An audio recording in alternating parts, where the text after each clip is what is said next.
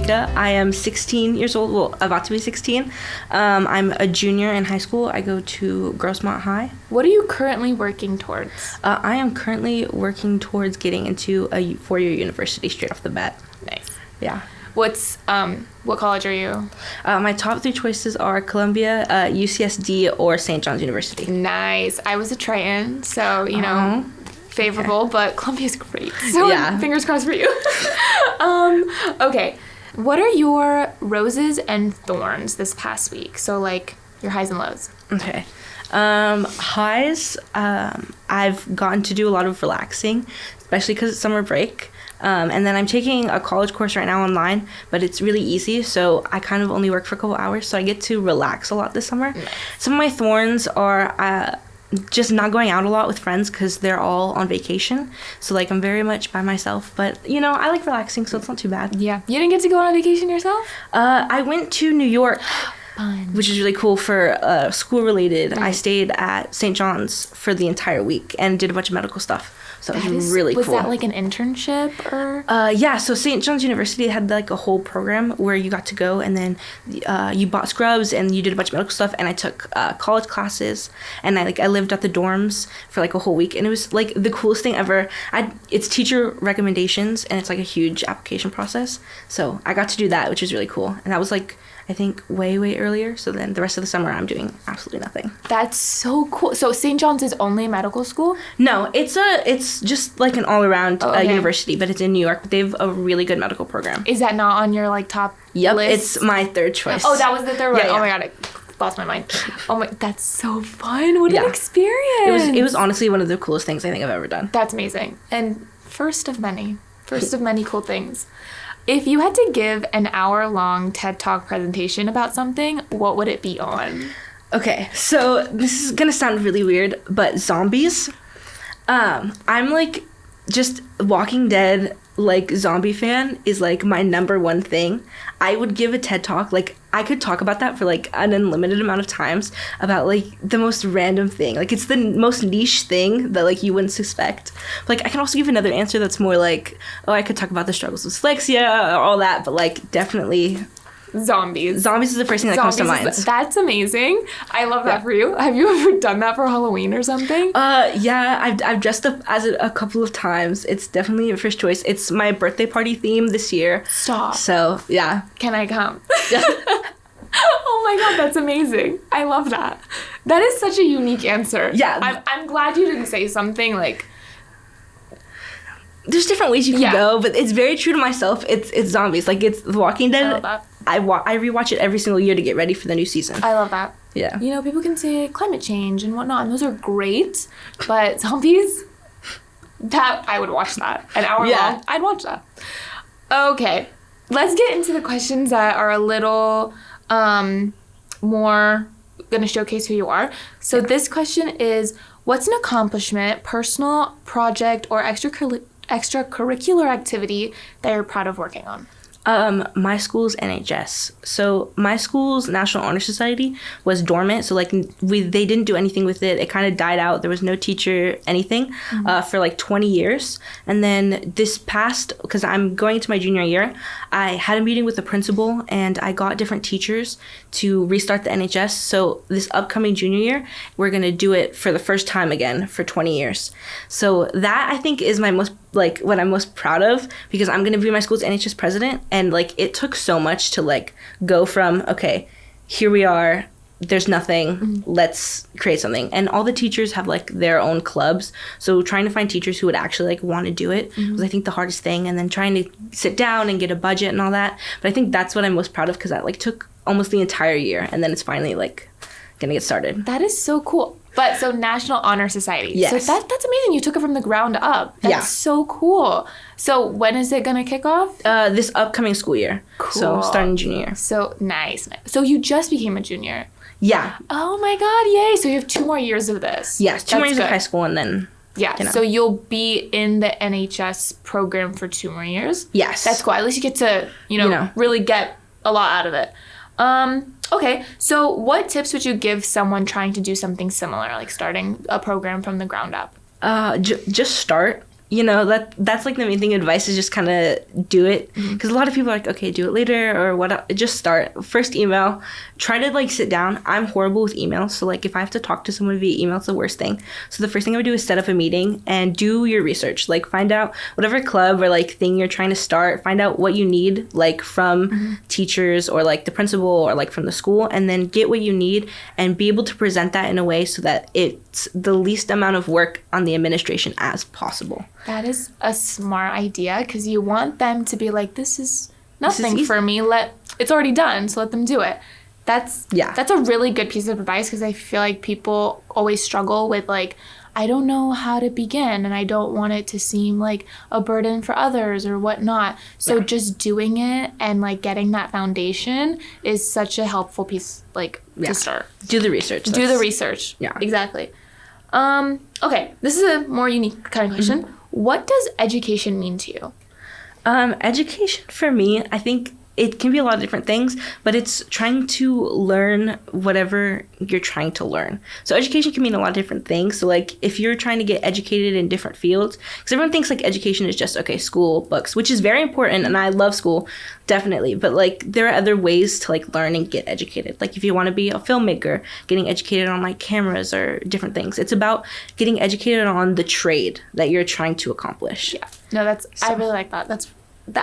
Like education for everyone can mean so many different things. I feel like people get really stuck in the idea that education is just books and school, and I feel like that limits a lot of people with the things that they can do, because we live in such a large world and there's a lot of things outside just college. Exactly. And like, you know, the straightforward careers that have to do with education, like doctor, lawyer, whatnot. So they forget that, wait, there's so many other things to do, and that is still education, but it's not the education that we all grew up thinking. Yeah, like the school book. Yes, exactly.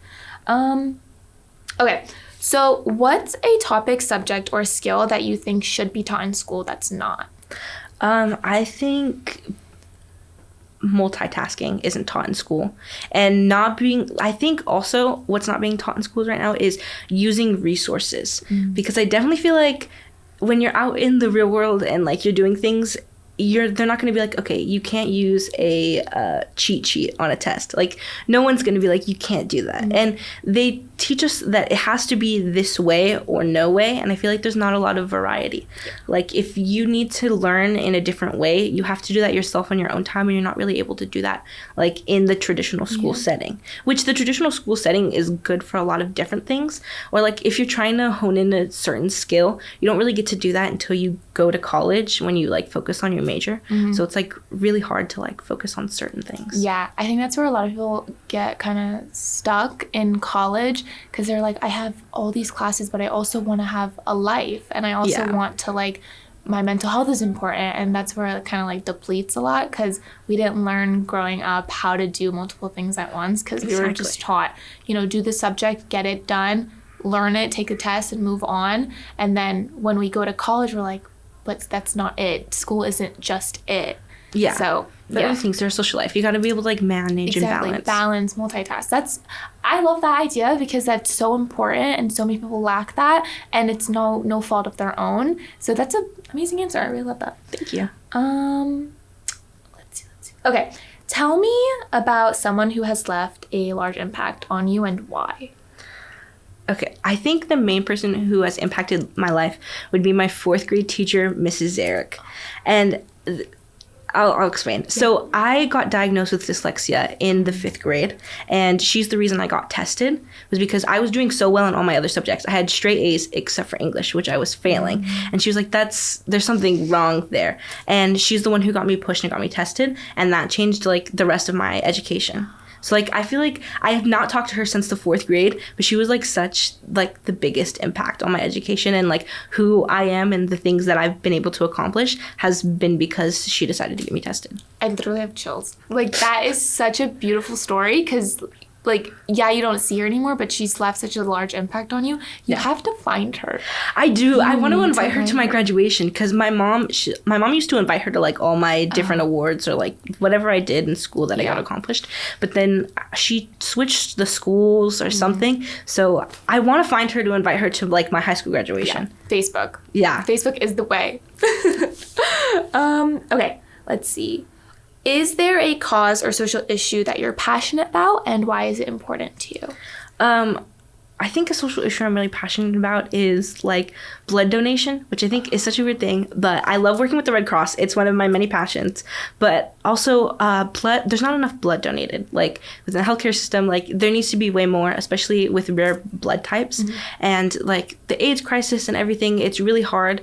And then religious reasons to get blood or to get blood transplants. So I feel like that needs, like, it's such a big thing that I feel like people don't really see. And they hold blood drives all the time because it's always needed. Like there's never not a need for it. So I feel like that is something that really, really should be shed to light. That, and also many different passion projects.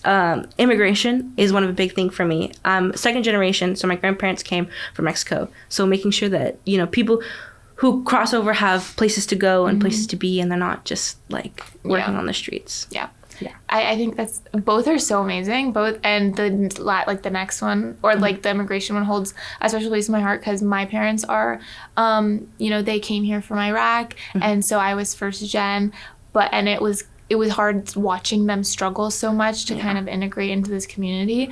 But then the blood drive one, I've never heard that answer. So that's such a unique answer because you're right. People always need blood. There's always emergencies, and that's something that people don't really think about. Like there's always a blood drive truck here like once a month outside of the office, and I never think like that's so important. Like it's a cool thing that people do, and it's a good way to like donate something that, you know, a lot of us don't really need. You know? So that's such a good way to look at it. I love it. Okay, what advice would you give someone who wants to make a positive impact on their community? Advice I would give is to find what you're most passionate about and what your community needs the most. So kind of meet in the middle. So it's something that's needed and something that you're passionate about. And then once you find that, try to see if there are other people or organizations that align with what you're trying to do with your community, and like try to build it from very structure. Like I don't even think research and like trying to find and like define your exact goal and then get that goal and work towards it is like such a big thing if you're trying to start like anything, period. But especially for community, find that want and that need and then build out from that is definitely what I would say. Love that. Okay, what is a challenge that you had to work through, and how has that shaped you to who you are today?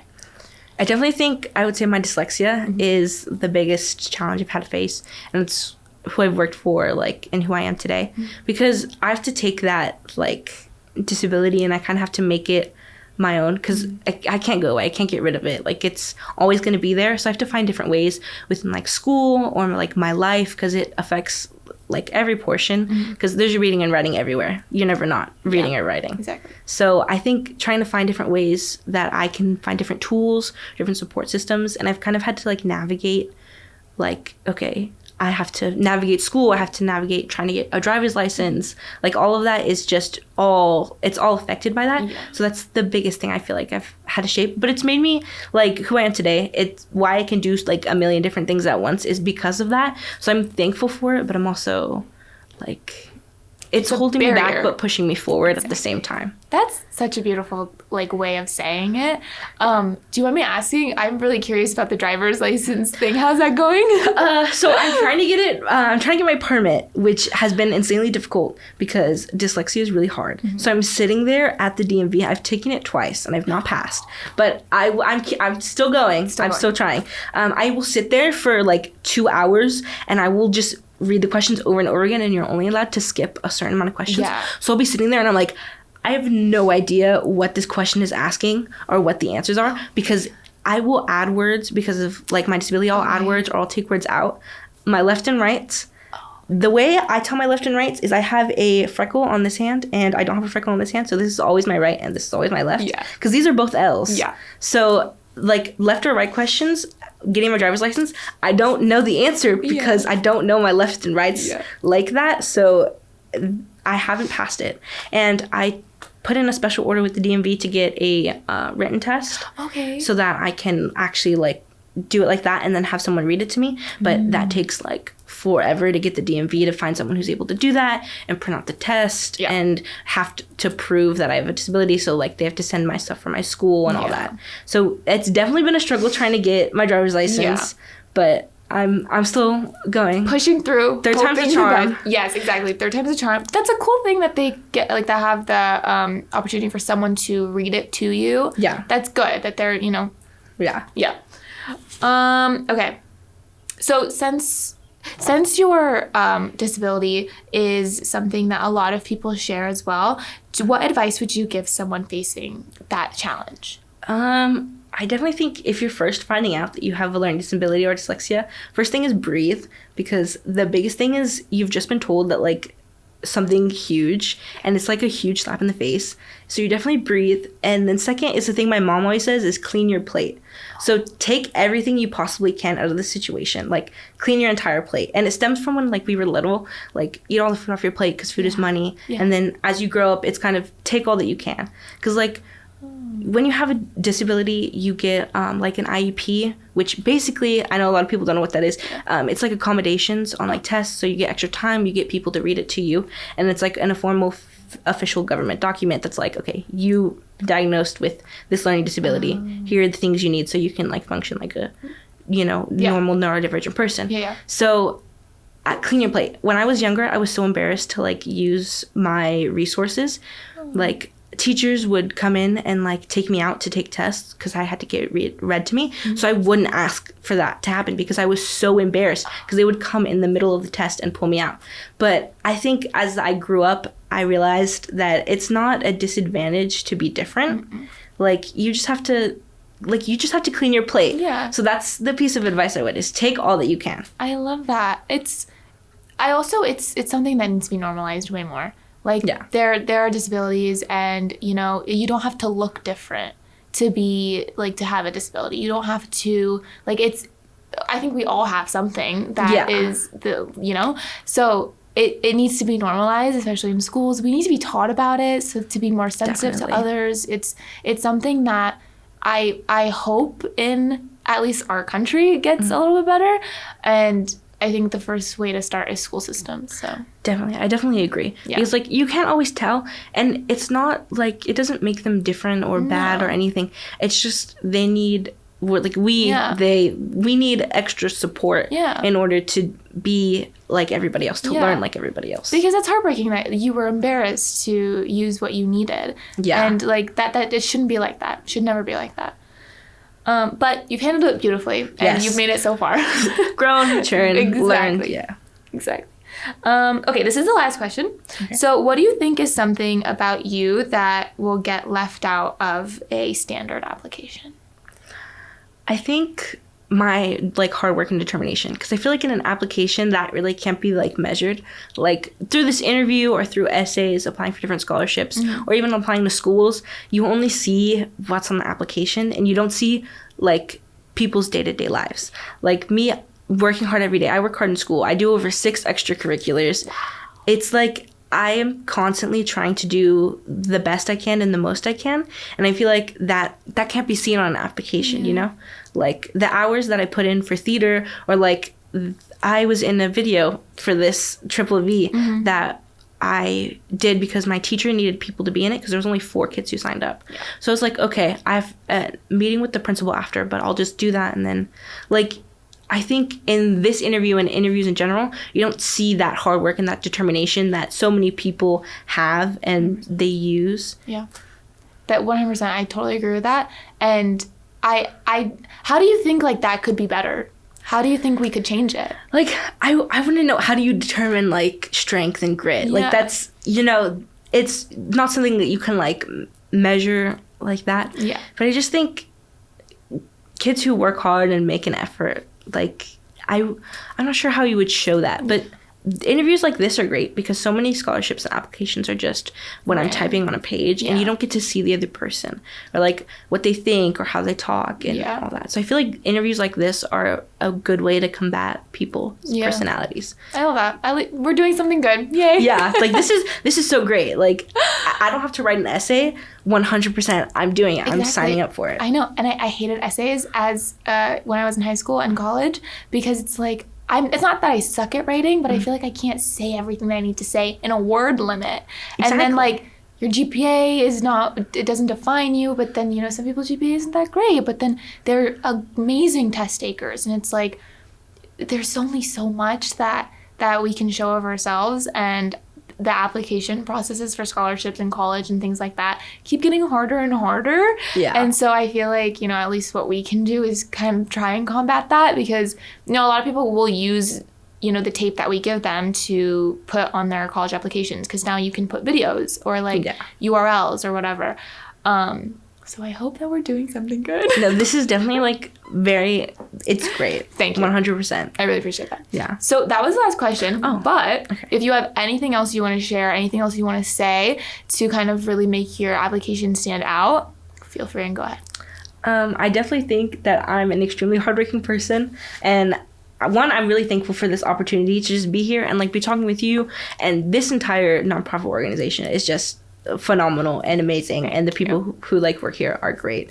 But I definitely think I'm such a hardworking person, and I think that I hope that I could show a little bit of like who I am, like a little snippet. So